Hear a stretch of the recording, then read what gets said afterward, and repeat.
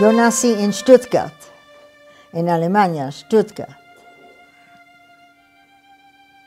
Todos éramos alemanes, ¿no? Mi papá nació en un pueblo pequeño y mi mamá nació en Würzburg, que también es una ciudad muy bonita. Todos éramos alemanes y nacimos en Alemania. Y yo viví en Stuttgart junto a mi mamá, a mi hermano y mi papá, pero él murió muy joven y yo casi no me acuerdo de él. Claro, en Alemania, por ley, uno tiene que ir al colegio más cercano donde vive. El colegio público, ¿no? No lo puede escoger. Y buses de colegio, eso no existía, ¿no? Había colegios privados, sí, pero mi hermano fue al colegio público y después ya en el 33 me metieron a un colegio público también, pero ya para mí era más difícil. Para los profesionales, para los médicos fue muy difícil. Los sacaron de su trabajo en las clínicas. Para los abogados fue muy difícil. Mi mamá tenía un hermano que era abogado en Múnich. No podía ir a los juzgados. Para los profesionales fue muy difícil. Y también para nosotros, porque nos gritaron. No tanto los muchachos, mi hermano nunca se quejó, pero a mí, las niñas, usted judía, váyase, o le quitaron a uno las cosas. Por ejemplo, Stuttgart es una ciudad difícil de caminar, ¿no? Porque es dentro de las montañas y las calles van así. Entonces todo el mundo que va al colegio tenía su ¿cómo llaman eso? Dos ruedas y una... Bicicletas. Sí. Y uno iba con eso al colegio porque para llegar era rápido, para devolver tampoco era tan grave.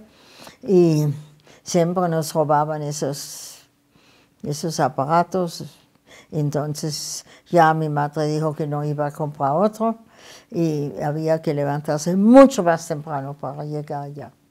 Eso era el principio. Y las niñas fueron difíciles, fueron feas con uno.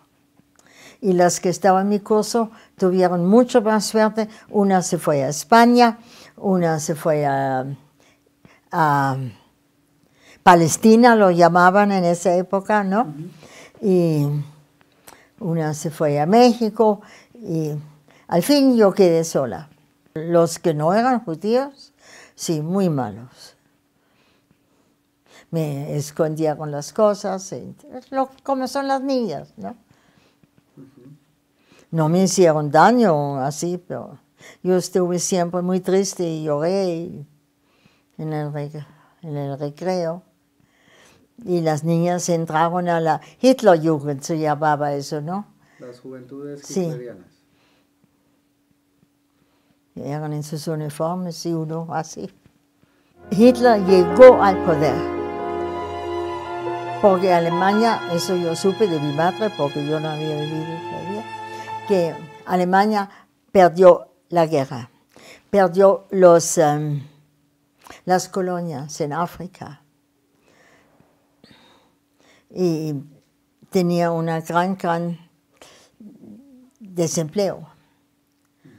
Y entonces cuando un país está tan mal, mi mamá siempre cuenta que el dinero absolutamente tuvo ningún valor. Era una inflación que no tuvo valor. Y en esa época, eso siempre habíamos visto que viene un dictador y dice, yo les ayudo, todo va a estar bien, pero la culpa tienen los judíos. Del Tratado de Versalles. La persecución de los judíos no se basaba en la religión. Hitler no atacaba tanto la religión en sí, sino en la raza. Él quiso la raza pura. Y no éramos de esa raza. Nunca se había hablado de razas en Alemania, nunca. Pero él sí, ojos azules, pelo rubio, Hay que tener en cuenta, cuando él subió al poder, yo tenía 11 años, ¿no? Pero había que ir al colegio sea como sea, ¿no? Y yo tuve una amiga que vivió cerca, yo le timbraba para que vamos juntas, porque el camino era largo. Y ella era la nieta del que manejaba el Zeppelin. ¿Usted sabe lo que es el Zeppelin? Sí, el ¿No? inflable. Sí. ¿No? Y era muy conocida esa familia, pero los padres dijeron a ella: tú eres la amiga de Inge y tú puedes caminar con ella, ¿no? Eso fue muy lindo, lo tengo como recuerdo muy especial, ¿no? Porque si andaba sola, y también muchas veces pues lo pegaban a uno, o le robaban un libro, o se burlaban de uno, o lo empujaban, algo. Porque todo lo que pasaba, lo grande, lo pequeño, todo teníamos la culpa nosotros, ¿no? Donde vivía mi madre, donde había vivido muchos años, vino el dueño del apartamento y dijo que no podíamos seguir viviendo allá, que él quiere tener el edificio limpio de judíos. Entonces eso era también muy difícil encontrar donde vivir. Pero al fin encontramos un apartamento y podíamos quedar allá, pero era igual. Nos trataron muy mal, y cuando empezó la guerra cayeron bombas, ¿no? Porque las bombas vinieron de Francia y había que ir al sótano, abajo. Y muchas veces no nos dejaron entrar. Entonces, y había un hombre, por cada cuadro había un policía nazi, ¿no?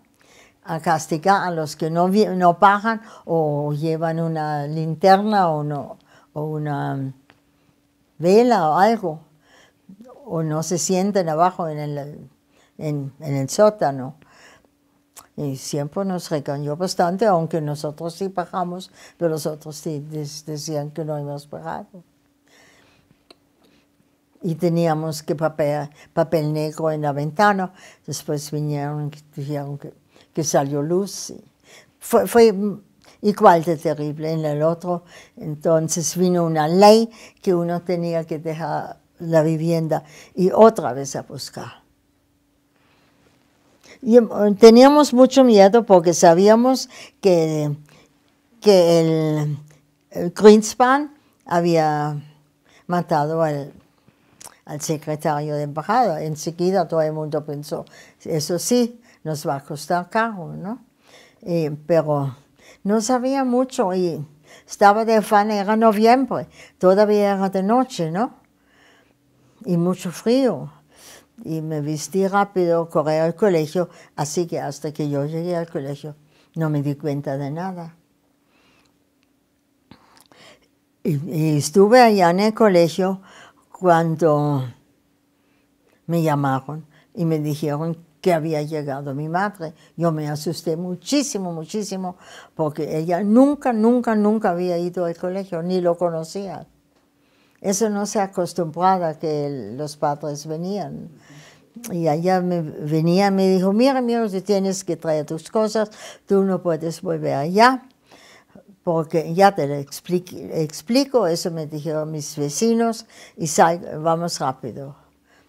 Me fui con mis cosas. Y entonces en la calle, sí, yo vi la verdad. No, los muebles volaban por las ventanas, los vidrios de los almacenes rotos, las mujeres en la calle gritando, llorando.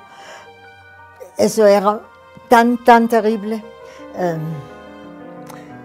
Ni hablar de comida que se conseguía. Y ya sabíamos que la sinagoga estaba en llamas. Y también almacenes y casas, y una total destrucción.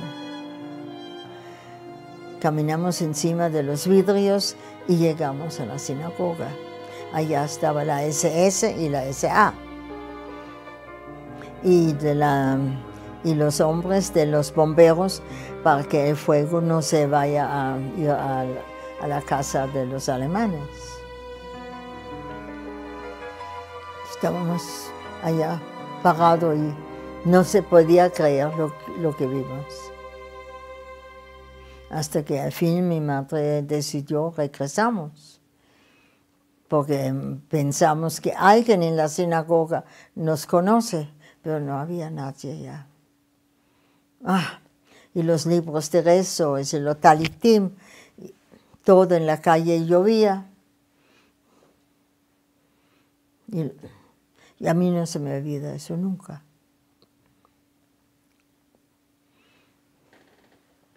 La Gestapo era lo peligroso, más peligroso, ¿no? La SA no era tan peligrosa, pero la SS fue muy peligrosa. Eso eran de los uniformes negros y la SA de los carmelitos, ¿no? Y la Gestapo no se reconocía. Sin uniforme. ¿Cómo? Sin uniforme. Sí. Y mientras que estuve en Stuttgart, la Gestapo vino al apartamento y también de los otros amigos que estuvieron conmigo, que nosotros no podemos estar sin colegio y que tenemos que trabajar para la Gestapo. Fuimos con él a una oficina donde había varias personas que conocimos. Y el hombre muy bravo, pero no nos hizo daño nada. Y nos dijo, tienen que hacer esto todos los días. Yo no me acuerdo bien qué hicimos. Escribí en máquina, pero qué escribimos yo no sé. No me acuerdo. Yo le digo la pura verdad, no lo recuerdo. Y en ese grupo había un amigo mío que vive hoy en México. En ese grupo. Y él fue con nosotros y yo el otro día, yo lo visité todos los años porque él se casó con una amiga mía y vive en México. Y yo le dije a Richard, no, así, ¿tú sabes exactamente lo que hicimos? Y él me dijo, más o menos lo sé. ¿Y tú sabes con quiénes estuvimos? Y él me dijo con quiénes, y eso es verdad, ¿no? Y él dice, y también yo creo en eso mucho, que Dios nos mandó allá, porque allá estábamos por lo menos libres de que nos sacan, ¿no? Porque sacaron a la gente de sus casas, ¿no? Pero mientras que yo estuve en la oficina por las mañanas o a veces por el día, por lo menos, nunca me ocurrió que me podían sacar. Había un periódico que se llamaba Der Stürmer. ¿Usted nunca oí? El antisemita. ¿Ah? Der Stürmer. Sí. Y eso lo compraron mucho y dibujaron los judíos como personas muy feas físicamente y no éramos diferentes a los demás. Pues algunos, tal vez un poquito, pero eso es verdad, ¿no? Pero el odio era tanto. ¿Por qué? Porque él dijo que si estamos en Alemania no se podía recuperar. Cuando nosotros nos sacamos el 9 de noviembre del colegio, también nunca más podían ir a las universidades. Nunca.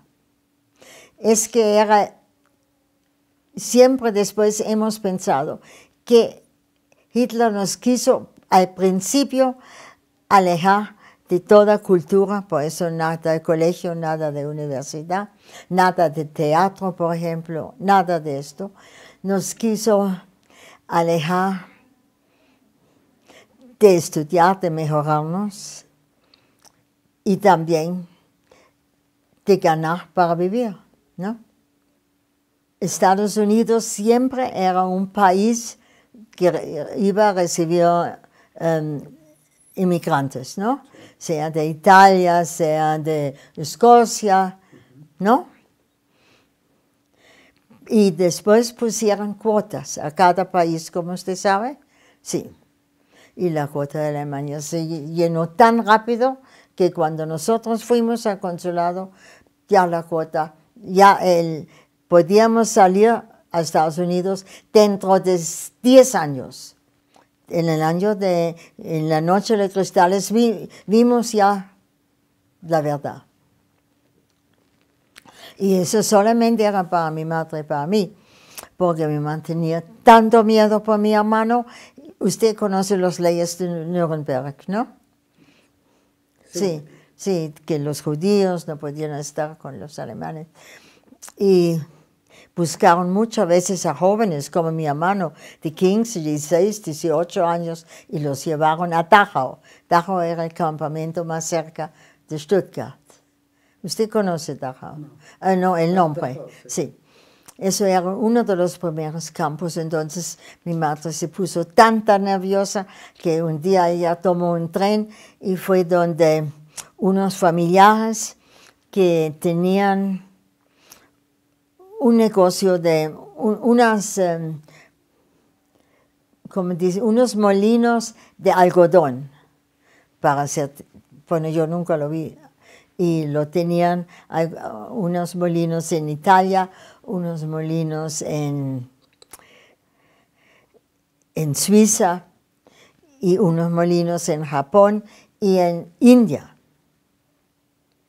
Y eso sabíamos. Entonces mi madre se fue, se vistió, tomó el tren, compró flores. Y les pregunté si podían dar un puesto a mi hermano. Y dijeron que sí, que puede trabajar en Italia. Todos contentos fuimos con él a Konstanz, Suiza. sí, cerca de Suiza, para despedirlo. Y no lo dejaron salir. Los nazis dijeron en la frontera, él no puede salir. Y mi madre otra vez se vistió y otra vez fue ella. Y al fin le dijeron que sí, que él puede ir a la India.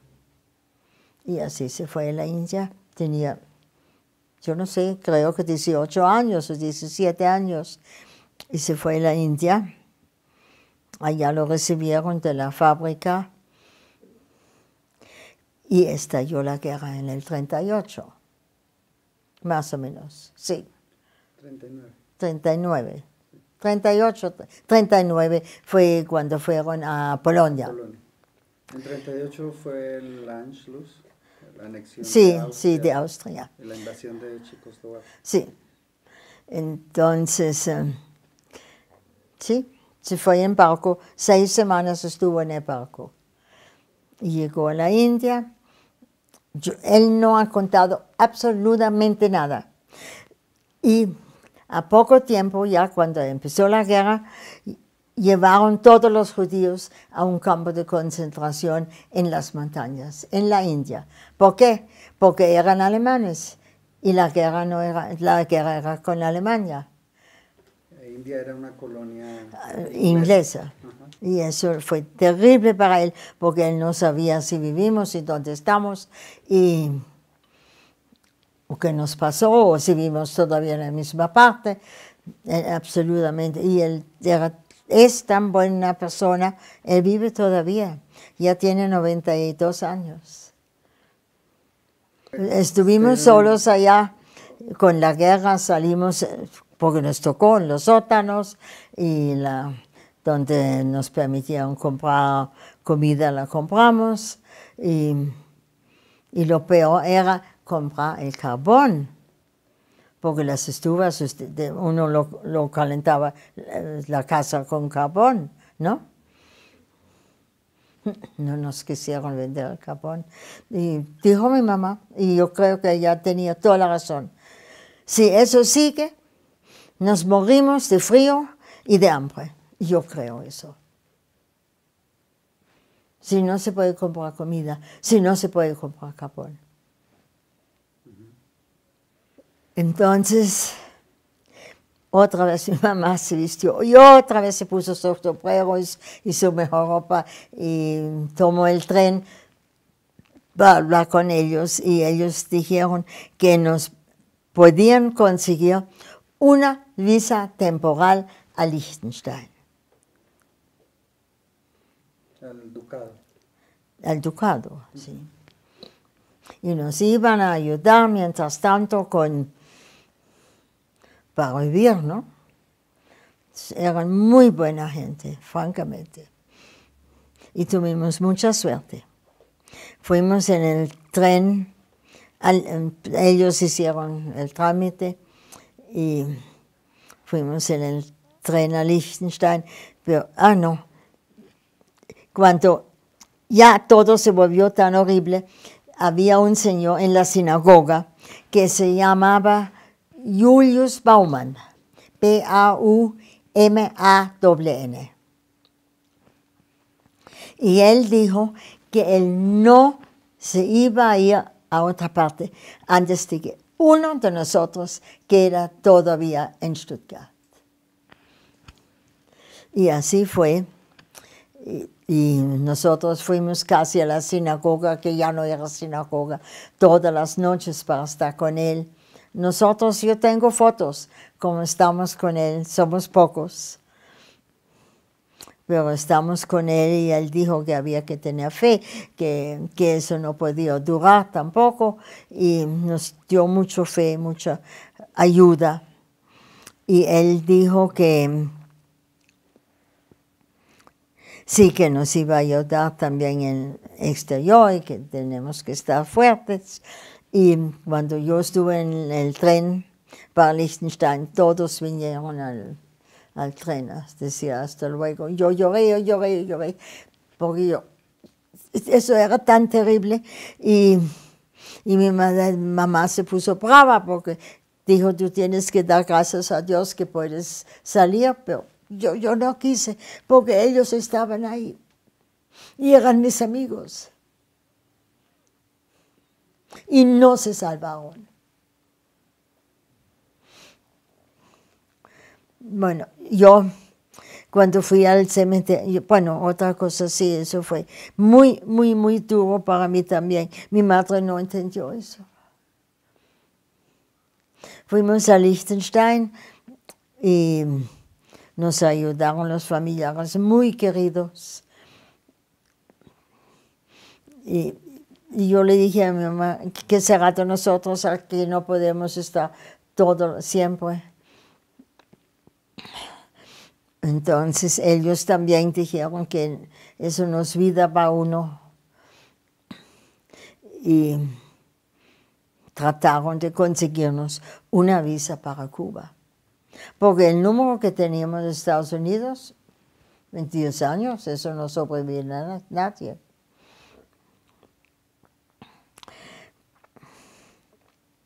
Entonces nos consiguieron unos tiquetes para el tren para llegar primero a Liechtenstein y de allá a Zürich o una parte y a Cádiz para un barco a Liechtenstein y una visa. Empacamos, nos fuimos, tomamos el tren y el tren estaba lleno. No había sino que acostarse en el piso, porque eso era en la época de la guerra civil en España. Lleno. Pero en el tren conocimos un señor que también iba a ir a un barco y él nos dijo que el tiquete que tenemos nosotros no tiene valor porque de Cádiz no sale ningún barco a Cuba. Sin embargo, fuimos y que mejor vamos con él, ¿no? Y entonces fuimos con él y llegamos a Vigo. Allá, siempre detrás de él, y conocimos una niña que estaba sola, y también fue siempre detrás de él. Él dijo, yo les ayudo. Él también necesitaba salir. Y caminamos por Vigo y un pescador nos ofreció una pieza, y éramos esa niña, el señor, mi mamá y yo éramos 4 personas y no había sino una cama. Entonces uno siempre podía usar la cama, el otro día el otro, así pasaron los días. Y en Vigo Al fin llegó en un barco. Todo el mundo se fue hacia el barco y yo compré el tiquete, ¿verdad? No era válido. Pero el capitán fue tan decente y yo lloré tanto que él dijo, siga. Pero hasta que llegué a ese barco también demoramos meses. Eso fue el viaje a Cuba. Y llegamos a Cuba y La Habana estaba llena de...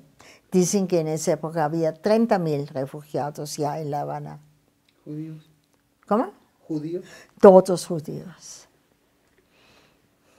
Ahí Batista era el presidente, ¿no? Fulgencio. Pero no puedo decir que se portó mal con... Cuando llegamos a La Habana hay un islote, ¿no? Y de los islotes lo llaman islote, paran los barcos en La Habana. Y supimos en Vigo que hay un barco y fuimos ese barco primero a La Habana, al islote, y mi mamá se enfermó tanto que la llevaron a una recuperación y yo estuve sola con ese señor.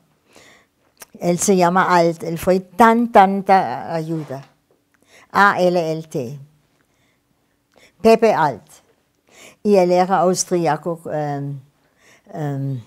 comunista.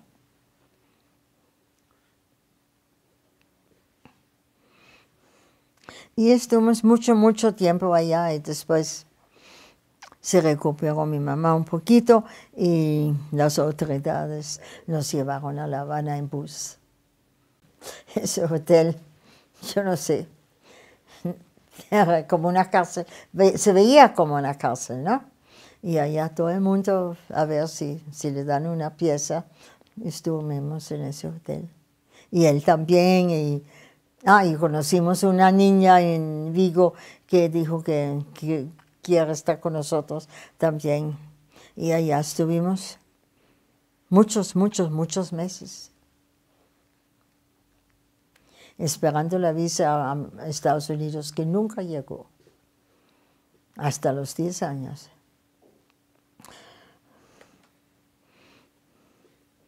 Sí. Eso fue duro. Y no fue tan duro como siempre en Stuttgart. Siempre teníamos miedo que nos llevan, ¿no? Y nos escondimos. Ya no había ni dónde esconderse. En el bosque, eso le quiero decir. En el bosque yo me escondí. Muchas veces. Pero, bueno, yo le voy a explicar que hace 10 años, es otro tema, ¿no? El alcalde de Stuttgart, que se llama Manfred Rommel. ¿Usted sabe del general Rommel? Erwin Rommel. Erwin Rommel, sí. Él es el hijo. Y él es el alcalde de Stuttgart. Y él invitó a los refugiados, a nosotros, que los sobrevivientes, a Stuttgart por 2 semanas.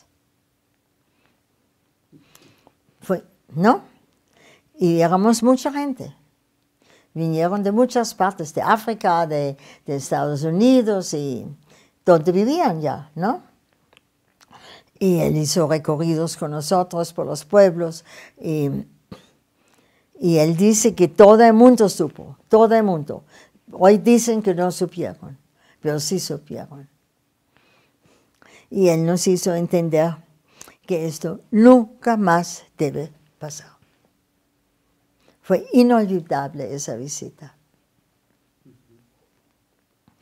Si más que todo nos llevó a todos los pueblos, las sinagogas todavía, todo destruido, y Stuttgart también es destruido todo todavía, mucho.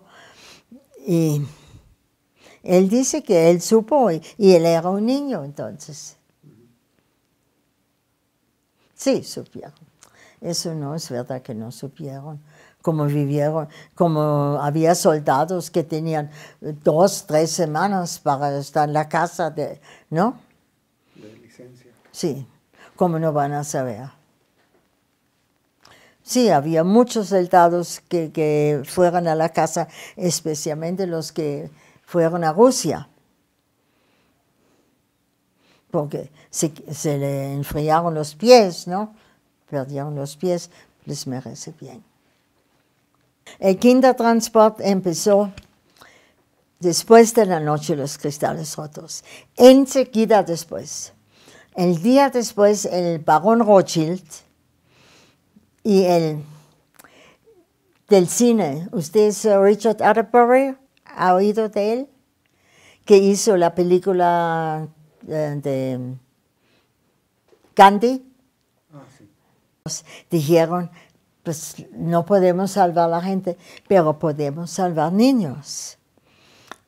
Entonces empezó, él no sé qué hizo, que habló con las autoridades alemanas para que dejen salir niños.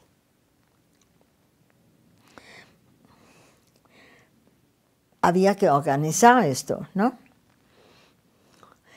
Hay que tener en cuenta que en la sinagoga estaba todo quemado, la oficina y todo, pero tenía en la sinagoga una secretaria.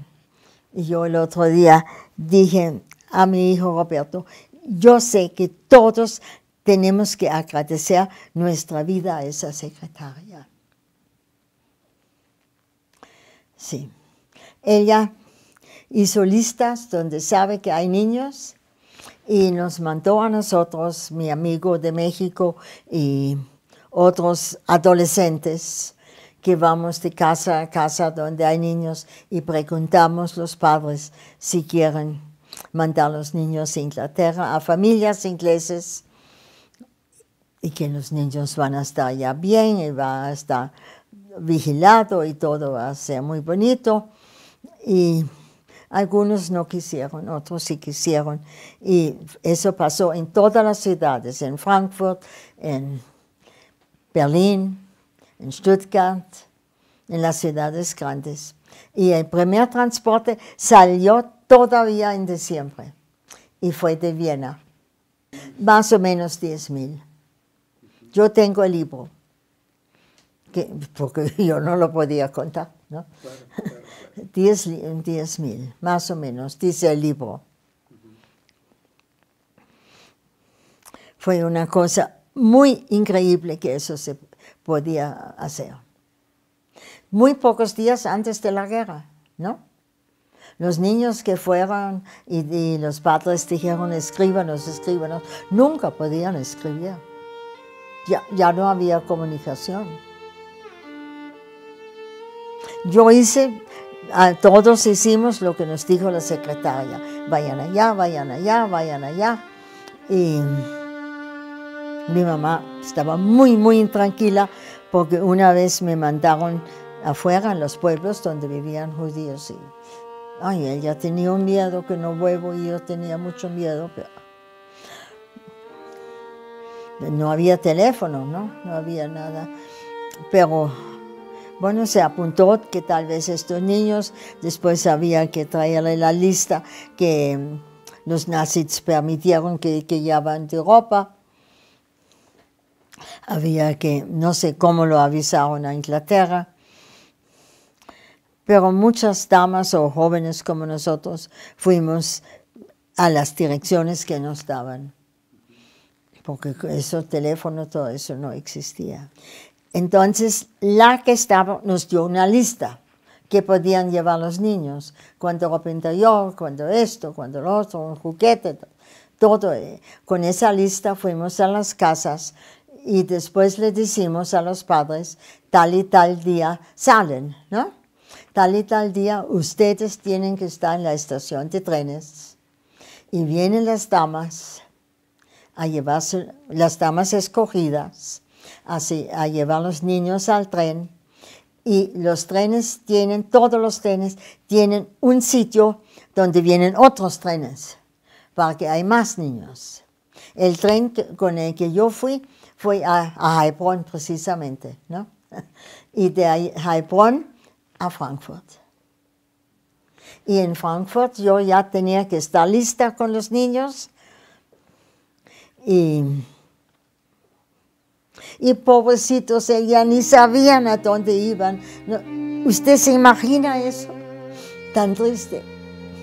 Si yo lo pienso, yo no sé. Eso es lo humano. Miraban por la ventana y los padres se achicaron y se achicaron, ¿no? Y el 80% de los niños jamás volvieron a ver sus padres. Quedaron huérfanos. 80%, dice el libro, ¿no? El tren empezó en la ciudad más grande, aunque los niños vinieron de pueblos muchos, pero por ejemplo, en Stuttgart empezó un tren, en Frankfurt empezó un tren, en Berlín, en Hamburgo. Pero cada de esos trenes fue aparte, ¿no? No se unieron. Solamente los que vinieron de ciudades pequeñas como Heilbronn, como Würzburg o algo, ¿no? Ellos tenían que quedarse con las damas hasta que llegaba un tren y los llevaba a una ciudad grande donde las damas ya muy bien organizadas, ¿no? Ellos llegaron a Holanda, los míos, ¿no? Y yo no me acuerdo cómo se llama el puerto. No me acuerdo. Y siempre con las mismas damas, ¿no? Sí, acompañándolos. Acompañándolos, y llegaron, los que llegaron en tren, llegaron a Holanda al barco. Y el barco los llevó a Inglaterra. Los sacaron de los barcos y los llevaron a la estación de trenes, muchos, ¿no? Donde ya ellos tenían aquí papeles. Yo todavía tengo aquí el cordón. ¿Sí? Yo lo tengo. Si quieres se lo saco. En mi mesa de noche lo tengo. Porque le hicimos papeles, no había nada más, ¿no? Y pusimos tal y tal nombre y tal, eso. Y llegaron muchos a la estación en Londres de tren. Depende de dónde vivían, ¿no? El 90% de los niños estaba contento con la gente los recibieron bien, le tenían mucho pesar. A veces cuando llegaban ya estaban sucios de tantos les sacaron la ropa y le pusieron nueva ropa, les enseñaron inglés, los llevaron al colegio. Sí, porque poco después de la guerra salieron listas grandes de familiares que buscaron a sus familiares. Y esas listas los pusieron en los árboles, en las paredes, por donde andaba uno. En Cuba y todavía había listas. Ya cuando uno sabe que se pierde la guerra, ¿no? Y cuentan los niños que cuando acabó la guerra se fueron a las listas a ver si encontraban los padres. Y no. Fue una época muy, muy terrible y muy triste. Y nosotros tuvimos mucha suerte que no nos llevaron. ¿No? Yo no sé, mucha suerte. Batista había prohibido que uno trabaje, ¿no? Eso era lo único que él no quiso, porque Cuba tenía muchos desempleados, ¿no? Entonces, pues había muy poco dinero, entonces mi mamá conoció a otra señora refugiada que hizo blusas, y entonces mi mamá la ayudó a coser, aunque ella nunca cosía. Y yo estaba desesperada, ¿verdad? Desesperada. Y nunca había más ido a un colegio, ¿no? Me fui por las calles y yo miré colegio americano, colegio aprenda inglés o así. Yo entré en un colegio. Yo entré y yo hasta que me entendieron, yo dije, yo quiero estudiar, ¿no? Entonces sí me recibieron. Y eso fue tan extraordinario. Era de un profesor americano que allá había muchos alumnos cubanos y él nos enseñó literatura, teatro, todo lo que se necesita para el bachillerato. Casi no cobraba. Yo pensé que era el paraíso. Estuve feliz allá. Y los otros muy queridos conmigo, aunque no hablaba casi español. Y había ya muchos americanos, ¿no? En Cuba siempre. Y alguien me habló de una familia americana que quieren alguien que cuida a sus hijos. Y me dio la dirección y yo fui allá. Y yo le dije, mire, yo no puedo por la mañana, pero si usted me da el puesto por la tarde, sí, yo le cuido a los hijos y hago la tarea con ellos. Y me dieron el trabajo. De aquí fuimos a Estados Unidos porque siempre íbamos al consulado cada mes a ver si este número, porque ellos dicen ese número son 10 años. Pero lamentablemente tengo que decir, mucha gente no alcanzaron sobrevivir y no podían usar su número. Entonces el número de nosotros era más rápido, ¿no? Y fuimos y un día fuimos y dijeron, ya, si quieren ir, si tienen el affidavit, porque había que tener un affidavit, se llamaba eso.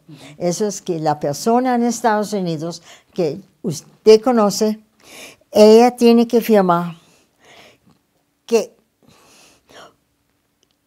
que uno no podía llegar al Estado para una ayuda, ¿no?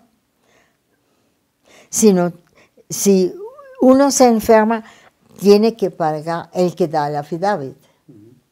Entonces había que buscar a alguien porque es una enorme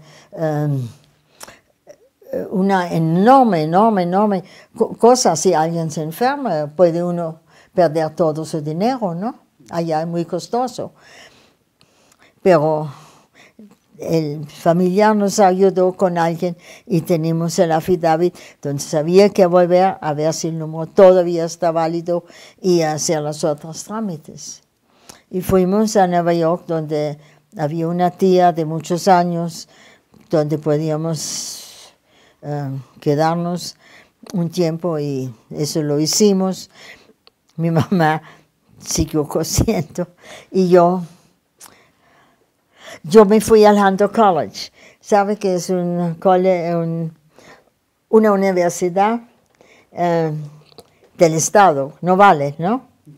Y tomé cursos de historia, porque yo no entendí nada, que él había que ir al Congreso, al Senado, y me interesó mucho. Entonces yo hice eso, porque yo dije siempre, eso es muy triste, que yo nunca he ido bien a un colegio, nunca. Yo soy una analfabeta, ¿no? Pensé,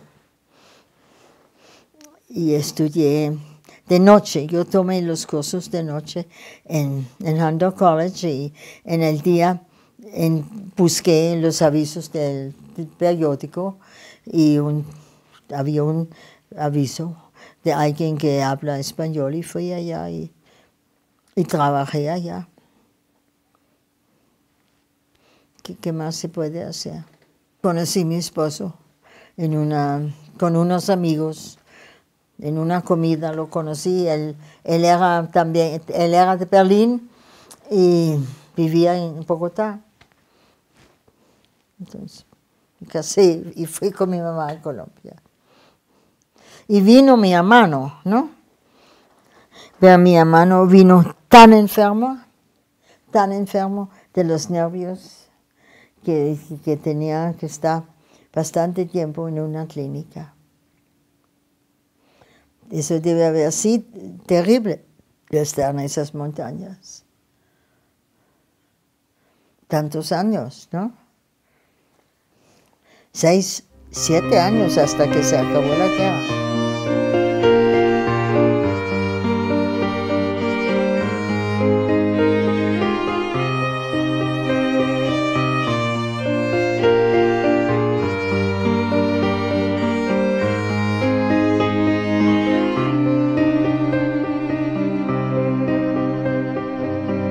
eso significa que uno vive, ¿no? Y los niños si ponen sus manos, sí, eso sí significa algo muy importante, que no lograron exterminar a todo el mundo. Eso sí es maravilloso y yo estoy muy agradecida. ¿Quién hubiera pensado que vamos a sobrevivir a eso? ¿Cuántas veces nos escondimos o dormimos en el piso para que no nos ven? Y siempre pensamos, ese es el último día, ¿no? Mi mamá y yo.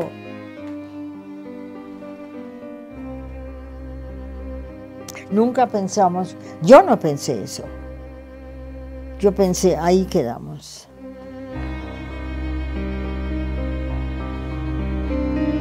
Con tanta gente mala. Horrible.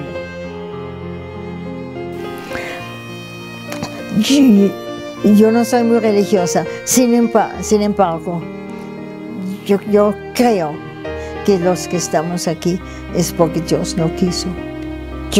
Yo no puedo decir que fuimos inteligentes en escondernos, porque en todo no hay escondite que no encuentran, ¿no? Pero yo creo que eso fue una mano de Dios, de todos que estamos ahí. Y mi amigo en México piensa lo mismo.